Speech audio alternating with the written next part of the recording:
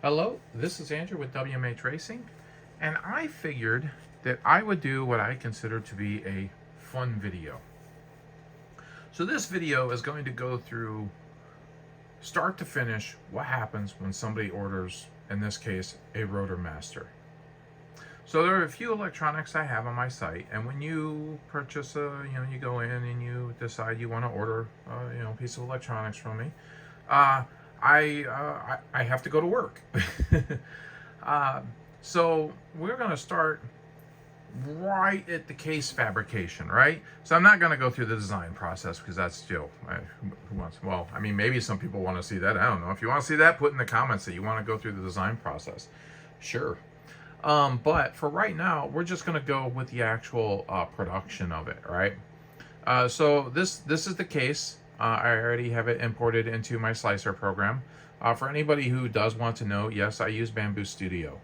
Yes, I use Bamboo printers, and I like them. They are awesome.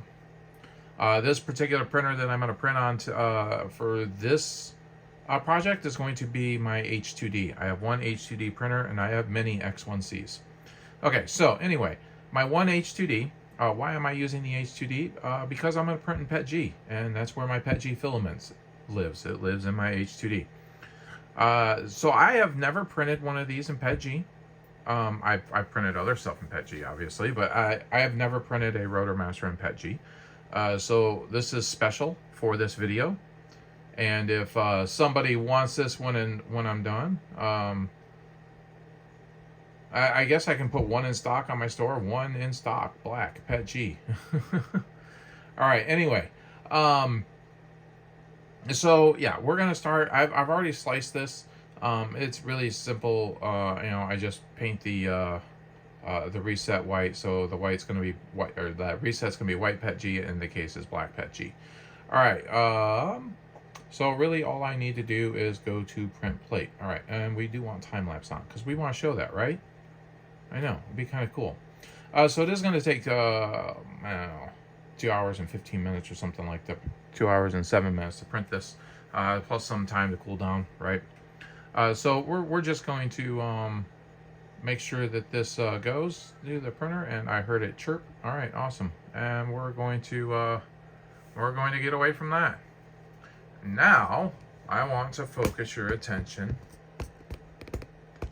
on this craziness. Let's zoom out just a little bit. All right, so I am going to have to do this through the camera, and this is kind of a pain.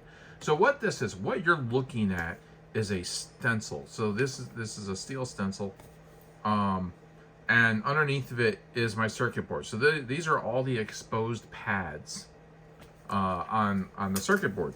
So I'm going to smear solder paste all over this stencil and put solder, so we can get solder on the board. All right, so here we go.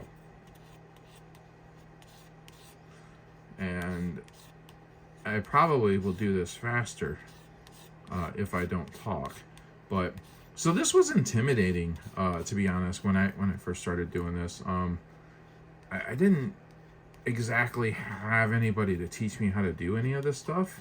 I kind of learned how to do all this stuff by myself, and while this really seems like not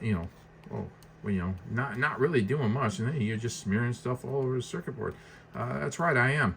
But nonetheless, I mean, think about never even doing this before, never having any idea about doing this, and it's a little intimidating, I think. Maybe not, I don't know. You guys out there are like, no, it's not intimidating at all. It's awesome. Show me your designs. All right. A lot of people, when they do actually design something like this, they have their boards printed, and well, I have my boards printed elsewhere, but they have all their components done elsewhere and everything like that too. So they'll get their boards printed and parts assembled on the board, all elsewhere. Okay. Anyway, so we get that all smashed in there pretty good, and now we're gonna lift up the board and make sure all of the spots have solder paste on them, and they do, so that's great. All right, well, I won't worry about cleaning that off. I will do that. I will do that off camera.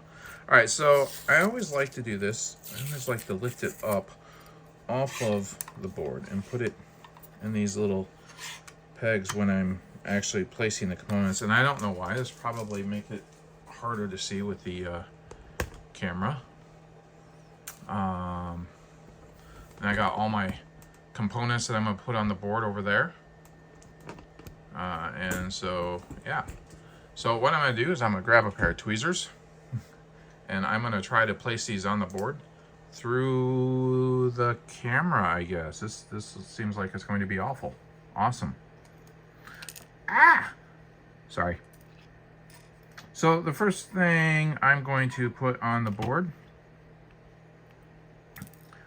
after it flicks away from me and I can't find it anymore. Let's see, right here. All right, this is going to be a lot more difficult than what it normally is, so bear with me. All right, so this component right here, this is a PMP MOSFET. This is here for reverse polarity protection. All right, and that's just awful. I didn't even get it on there. Okay, try to get it on the pads, right? Wow, this is a lot harder than I thought it would be. Okay, so that is there for reverse polarity protection. And I'm sorry, I'm gonna have to stand up and see if I can actually look at this board from the top.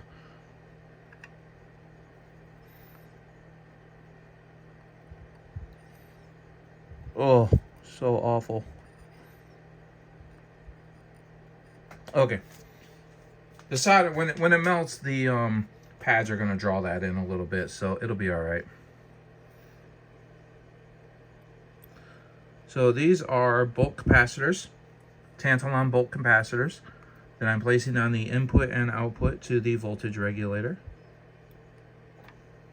And then we have on the input a 330 nanofarad or 0.330 microfarad capacitor on the input, and a 100 nanofarad capacitor on the output for the voltage regulator.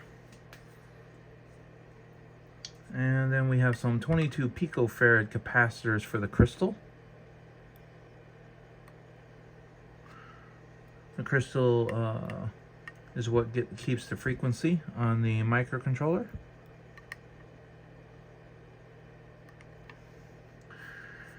And then it looks like we have a 10K resistor that's tied to the reset pin. So this is a pull-up resistor. It pulls up to 5 volts. And then we have a 100 nanofarad decoupling capacitor.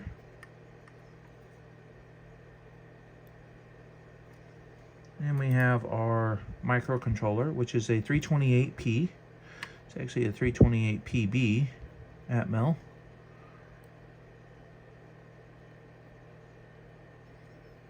And then another 100 nanofarad decoupling capacitor.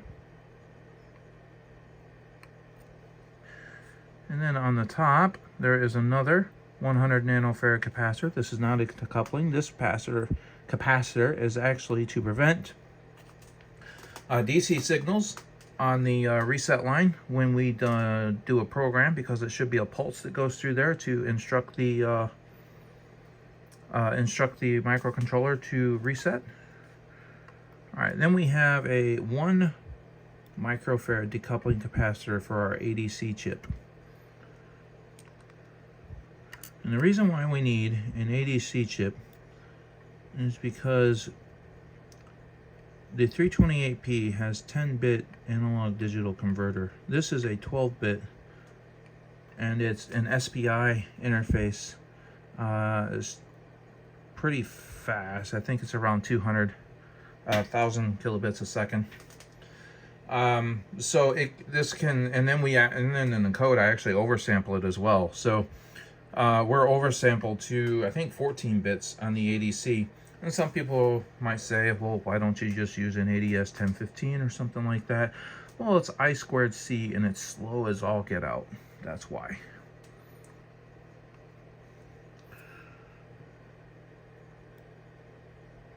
Okay. These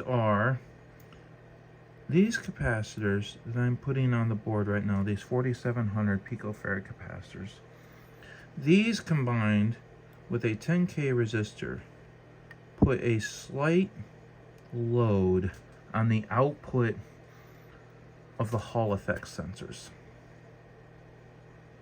It's just a small load for stabilization.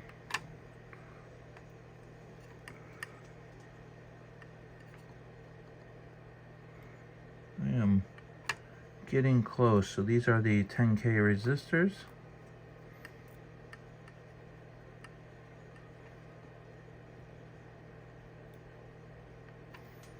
Next, I'm going to place the Hall effect sensors. These are what actually measure the magnetic field of the rotors.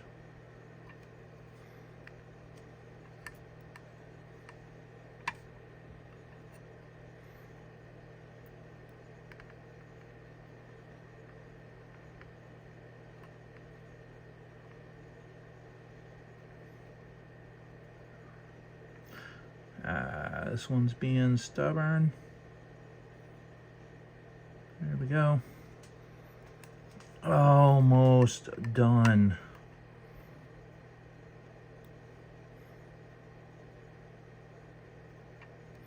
And last, I am placing 100 nanofarad decoupling capacitors for the Hall effect sensors. Okay, so these are actually a big package, and to be honest, when I went from my prototype to my actual production, I just kind of forgot to change these to a smaller package, so they're a bigger package. So, yeah, loads of fun. Okay, so I'm going to go ahead and pause the video here so I can clear this out and set up the next piece. So I'll see you back. All right, so we are back, and what you are looking at is a hot plate, okay? And you can see that the temperature is going up on the hot plate, and this is in Celsius. But I'm gonna zoom in on here the best that I can, so you can see what happens with this, because this is absolutely my favorite part. Okay, so once this thing hits about 220, I'm gonna take my hot air gun, and I'm gonna blow hot air over the top of the circuit board, with the bottom of the circuit board being 220, and it's going to rise up to 250 degrees Celsius. And what's going to happen is this solder paste is going to liquefy into solder. And like I said, I think this is just awesome. I guess I'm just kind of goofy, but anyway. Yeah, my wife doesn't think it's awesome. I've tried, hey baby, come look at it. Yeah, no, it doesn't work. But anyway, so the hot air station, I got, let's see, pull it off and it'll start warming up. I'm gonna blow heat over the top of this at 350 degrees. And we will just watch that liquefy.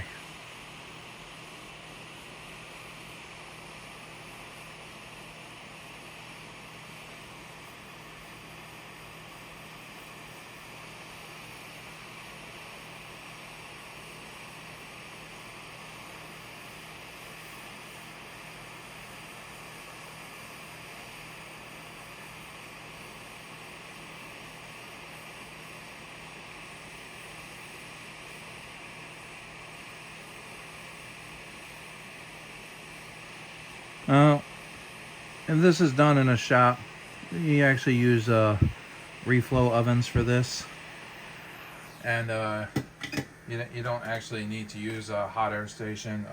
Technically, you can do this without a hot air station, even on this hot plate. But I do use unleaded solder, which makes it a little bit more difficult. If you use leaded solder, yeah, it only needs to heat up to about 180 to 200 degrees Celsius, and it yeah, it works really well, and you don't have to put the hot air over the top of it. Just kind of does what it needs to do. Yeah. So anyway, we'll set this back down to 100 degrees, so the next time I turn it on, it doesn't go there. All right, and I'm gonna let that board cool off, and then I'll get to soldering the through-hole components. All right, we'll see you back. All right, since I did say I was going to do the entire build, I guess I go through some of the more mundane stuff as well. So we're going to make the lead. This is all fun to do through the camera. It's kind of a pain. This thing, wire stripper, this thing is just awesome. Love it.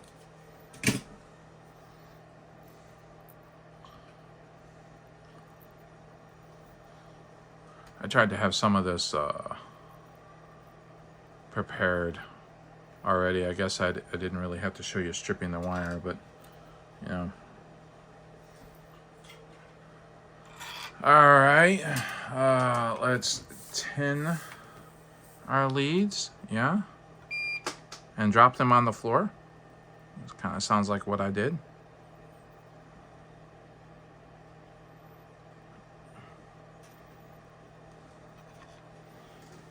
Pick it up off the floor.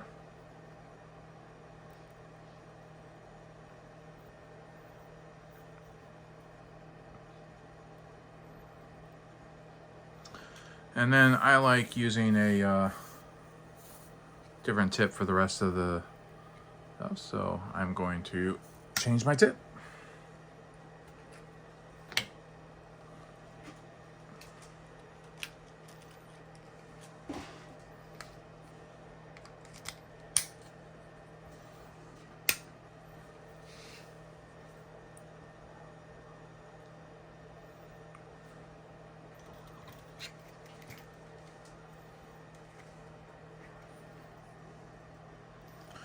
Wait for it to heat up. Oh, you're almost there, all right.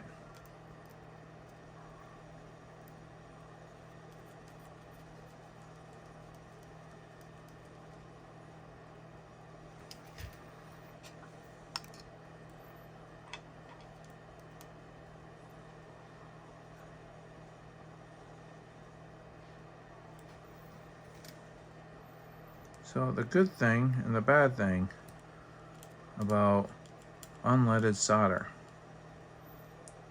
The good thing, it takes a lot less time to cool off, or at least to solidify, right? The bad thing goes hand in hand with the good thing. Higher temperature to get it to flow. Oh, messed that up. Sorry. All right, so we get those, put those there. And now we're gonna solder onto the XT60 connector.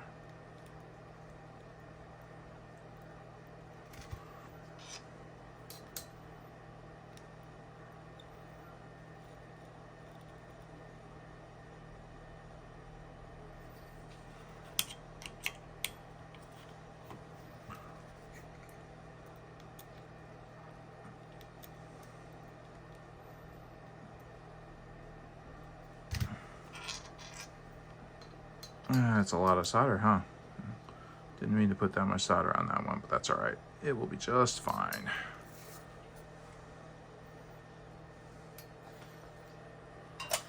Okay. Put the little cover over it.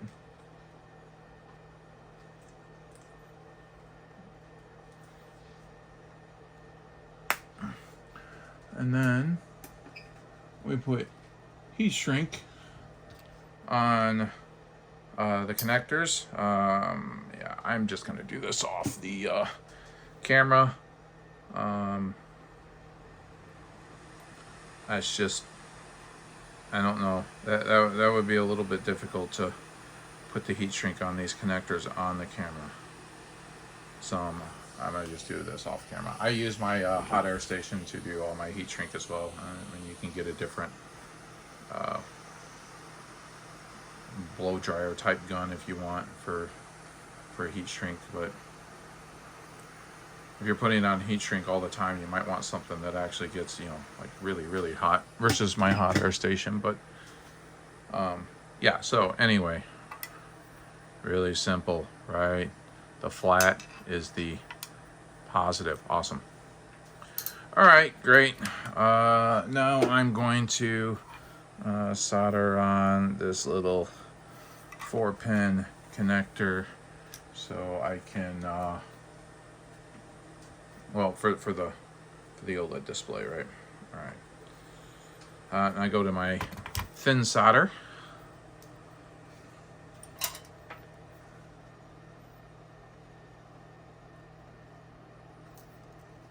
All right, let's make sure that's decently straight. All right. Wow. How am I supposed to? Jesus. Not possible.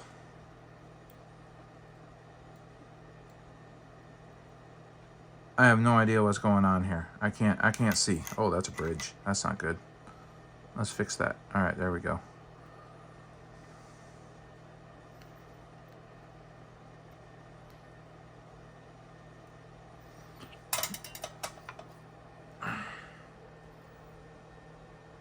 Well, it's not looking the best, but it is done. All right. Now we're going to take the board and solder on the rest of the through-hole components.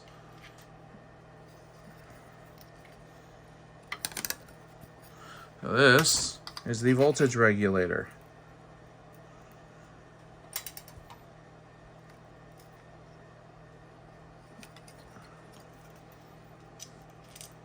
This is the crystal. This microcontroller runs at 16 megahertz. So this is a 16 megahertz crystal.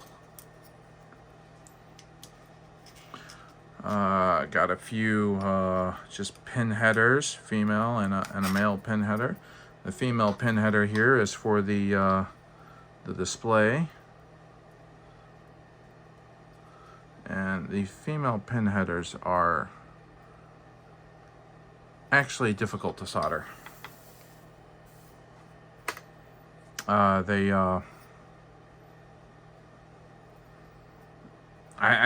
don't know why. I haven't found really good pin headers for female soldering. The male pin headers are fine, but the female pin headers are not.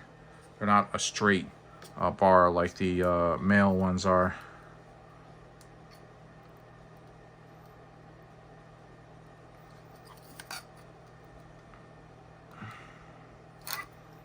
Oh, and that's a male one, and I got all sorts of messy on that. That's what happens when you go through a camera. Okay, so let's see if everything is on here, so I can just solder the rest of the pins in place. Maybe.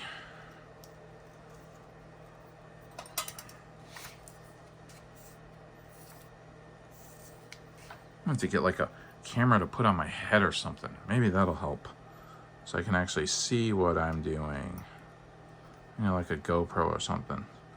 And it'd be all sorts of movement around my head. Make you guys sick, right? At least this is semi-stationary. There's a really bad one right there. Well, whatever.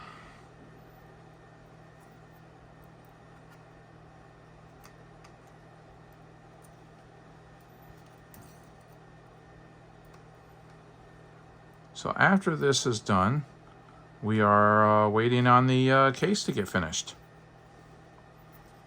Check in with that.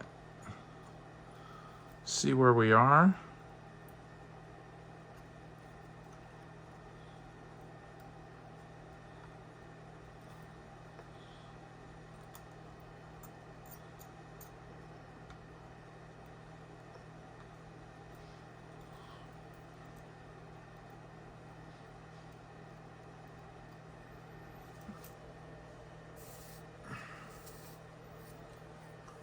All right.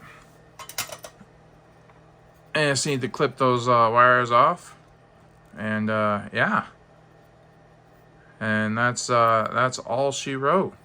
So let's see where or how, not where, how is the case doing? 31% done. All right. Well, we will see you back here in probably a couple hours. All right.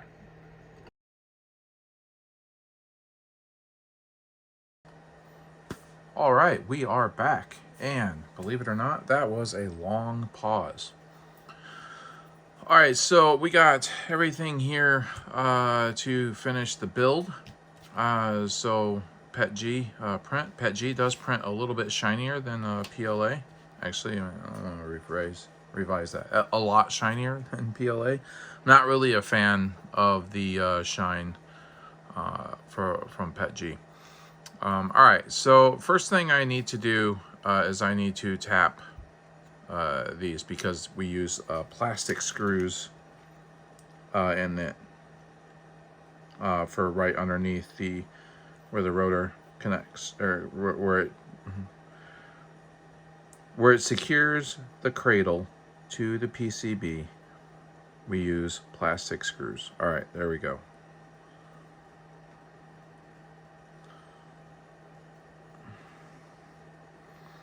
So tap these.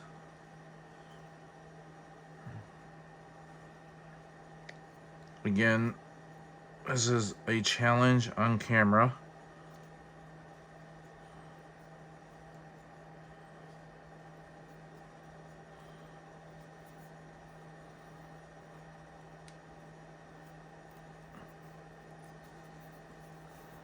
Got one done. Wow. The hole tolerance. The PETG might shrink a little bit more than the PLA, so these screw holes were designed with PLA in mind. So yep.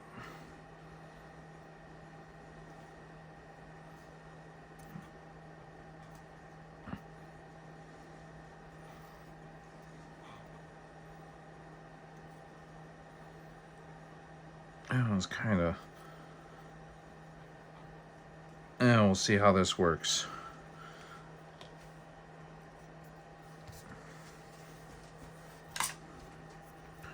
All right, so like I said, plastic screws, and we'll secure the cradle to the PCB.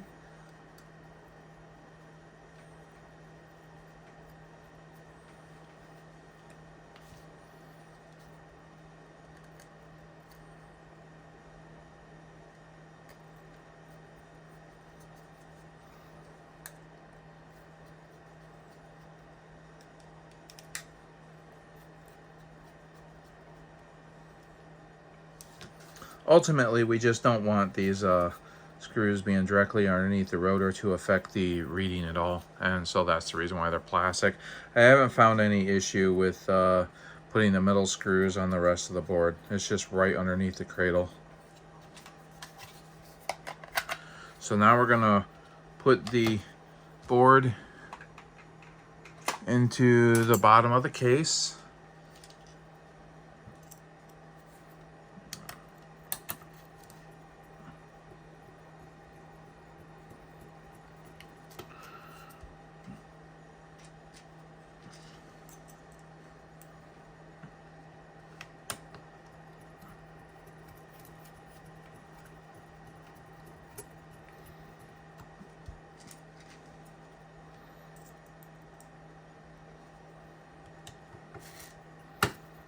Get all the screws started, and then I'll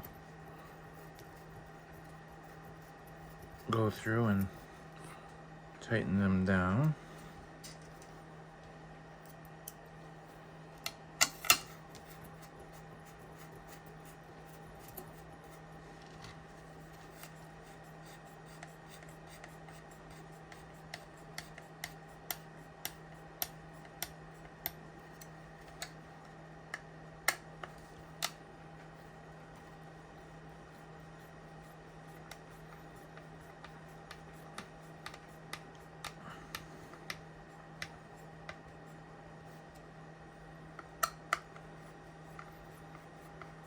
one of these days, maybe I'll figure out some music that's not copyrighted so I can play it in the background.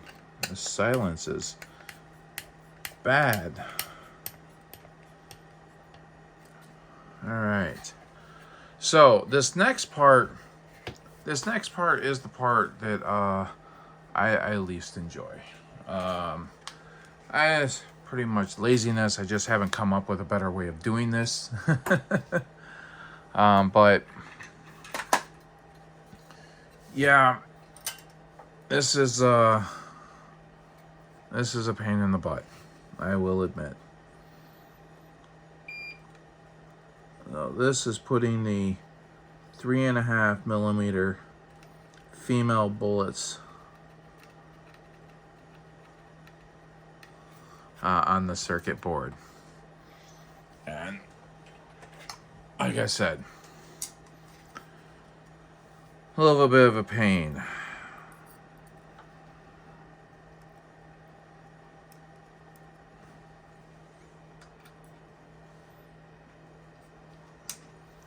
You got to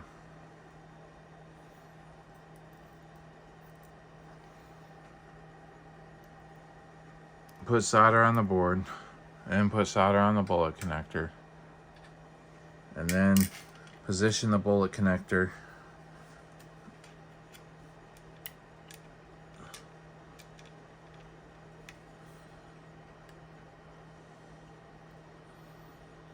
it never, like, it's just, yeah.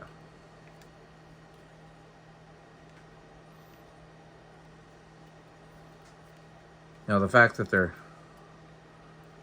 unleaded solder, you know, doesn't help at all, right? When you do this, then you gotta check. Oh, that's crooked. I'm gonna have to get a better view on that.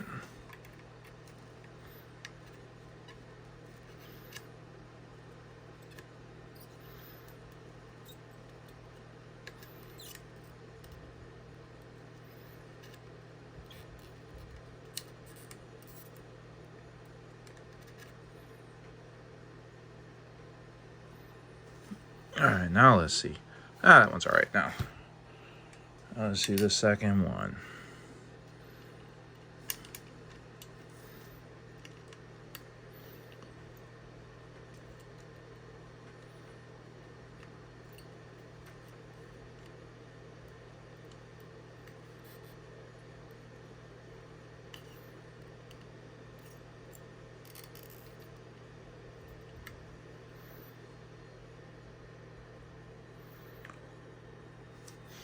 Yeah, this is definitely something that I need to fix on a new one at some point in time.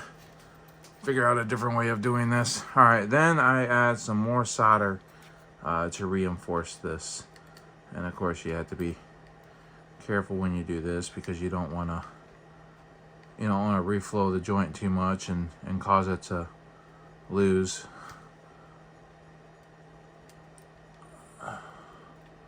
Any of its stability.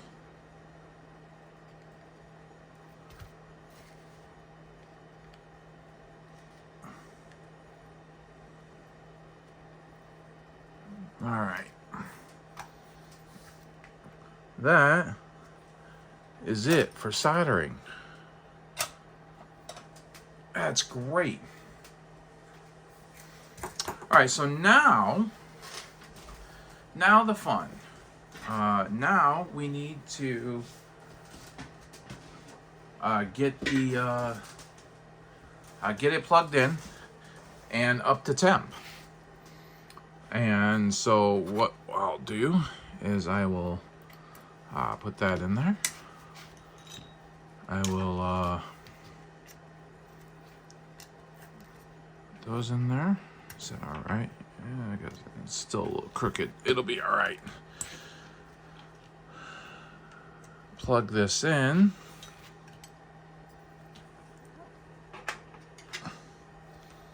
And flip it on, and you're going to see that nothing happens. So the first thing that I do is I measure the voltage of the input to the ADC. And if I get good voltage to the input of the ADC, I know that that there's no shorts. Well, at least on the voltage line. There could still be shorts on the microcontroller somewhere. But right now, we're looking good for the voltage line. All right. So the second thing I do,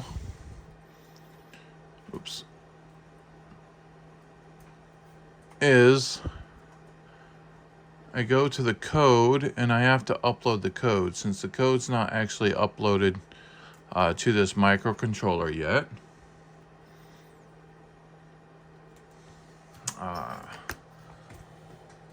let's maximize this. Let's see if we can see what's going on here. All right, so you just see part of the code here, but I have to turn this serial converter on and then upload the code. And when that uploads, we should see the display light up, and I do see that it's writing, so that's good. So when this is done, there we go, awesome. And the display lights up. Great. So now I have to let this stay plugged in for 15 minutes or so. That is to heat up the voltage regulator. So you want the voltage regulator to get up to temp. Like any electronics, you want your electronics to get up to temp, especially your measurement tools, before you actually use them. So the voltage regulator needs to get up to temp so it keeps a more stable output. And the reason why that's important is because the Hall effect sensors that measure the magnetic strength of the rotor, they have a quiescent output, right? And so it's 1/2 of the voltage from the voltage regulator. So if the voltage regulator is constantly going from 5.01 to 5.02 volts, so that'll be a 0.01 volt difference, right? And with a 0.01 volt difference, when these Hall effect sensors have, they measure one gauge is 0.005 volts. So 5 millivolts equals 1 gauge with these Hall effect sensors. I'm pretty sure that's right.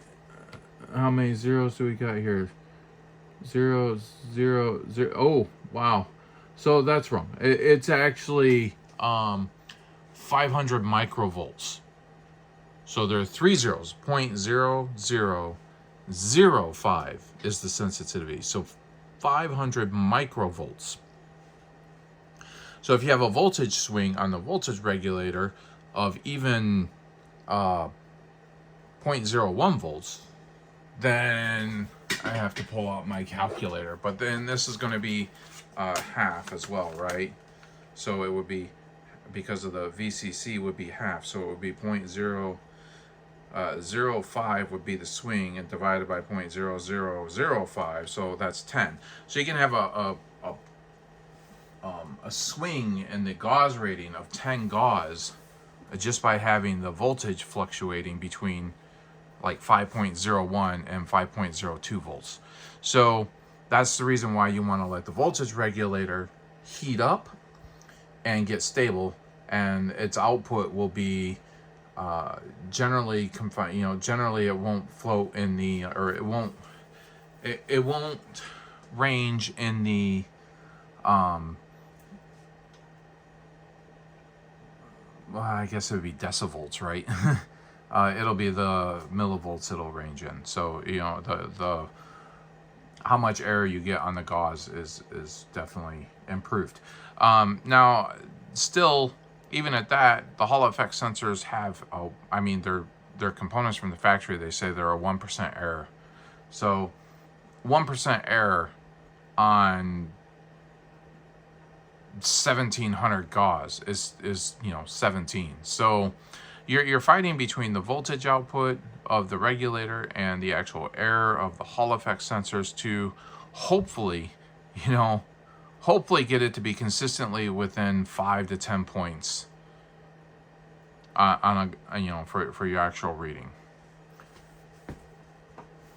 So anyway, yeah, I'm going to let this warm up for 15 minutes, and then I will go through the calibration process.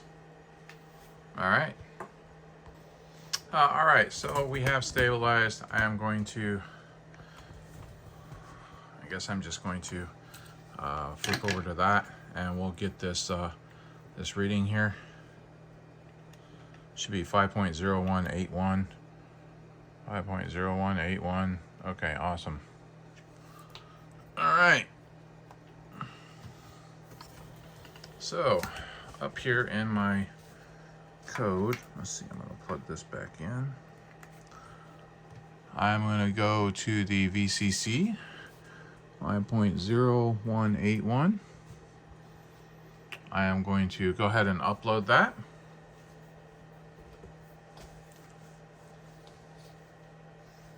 Great, it is taking effect.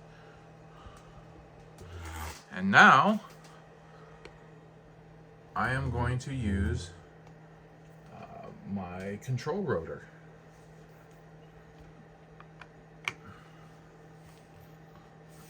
Let's see here. This rotor reads 1770, 1730, 1730, 1770, 1730. Okay. So what I need to do is I need to get it in the middle. So we got 86 and 59. So I gotta move it over just a little bit. There we go. Oop, that was too much. Reset this. 60, 70. All right, that's perfect. All right. 1693, 1677.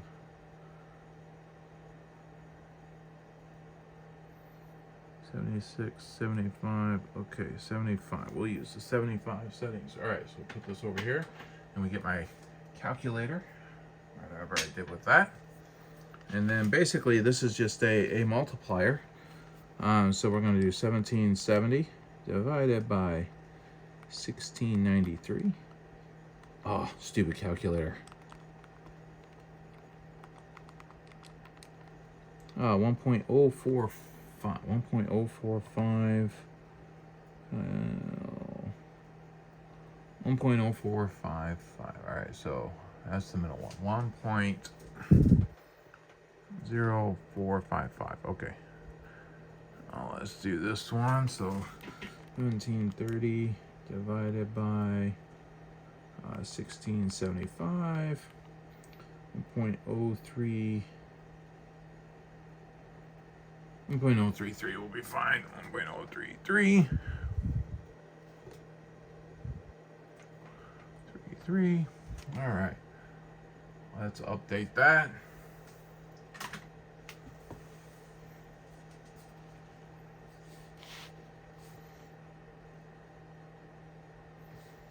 Code is written. All right. At the rotor, let's see what it says. All right.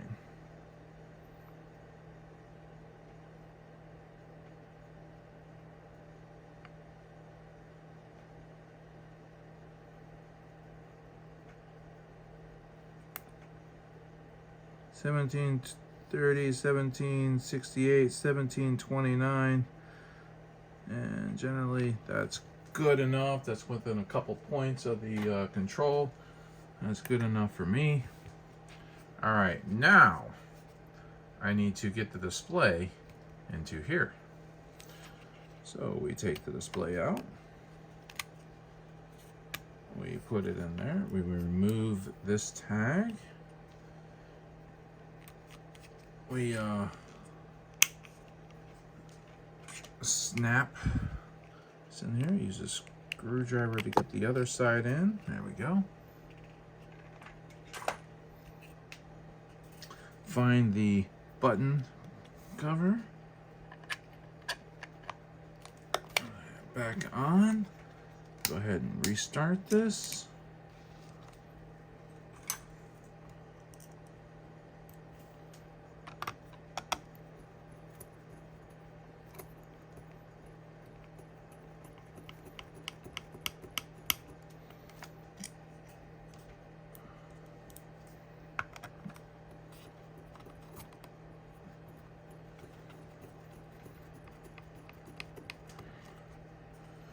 Try and get all the screws in before I tighten them again.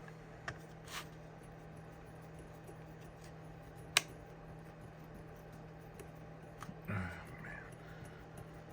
Definitely need to optimize this print for PETG.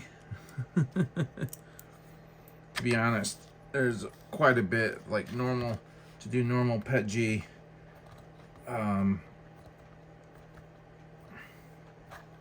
There are a few things on here that need to be optimized.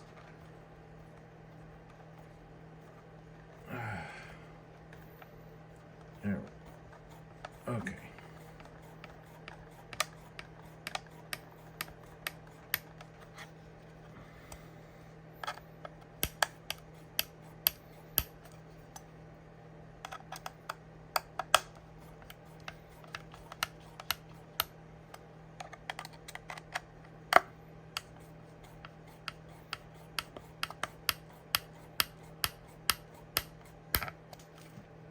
All right, throw that tag away.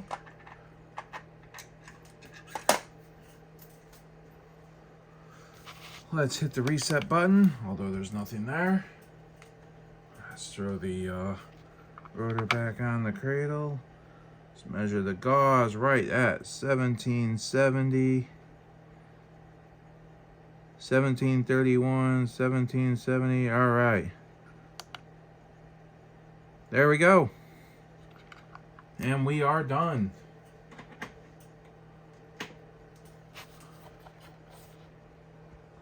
Screw them out a little bit. There we go.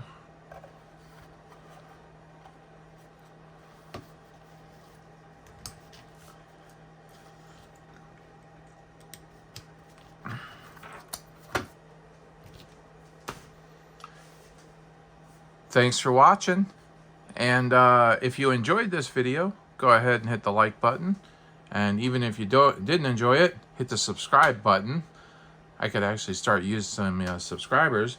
If you would like to see me do the battery wizard, go ahead and post in the comments. All right, thanks for watching.